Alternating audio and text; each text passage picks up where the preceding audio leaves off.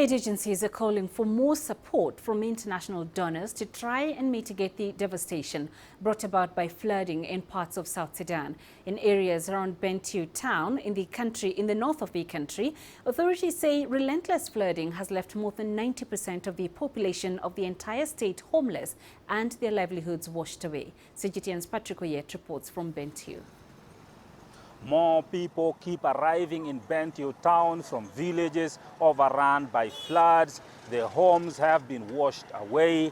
Crops are underwater and food is scarce here. Livestock have died in the floods. The few domestic animals that have survived are dying because of lack of what to eat. Aid agencies say they are overwhelmed and are asking for more support from international donors. The entire population of Unity State in the northern part of South Sudan now depends on food aid. Women, the elderly, and children are the most affected.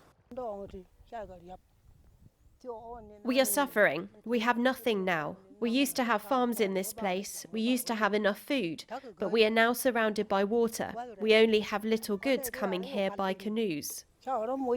Schools are also flooded. Children are now studying under a few trees that have not yet been submerged by water.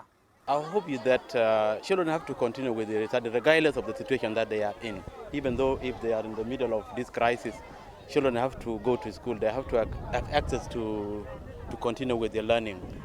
Whether they are in middle of the water or the crisis, they have to continue with their study.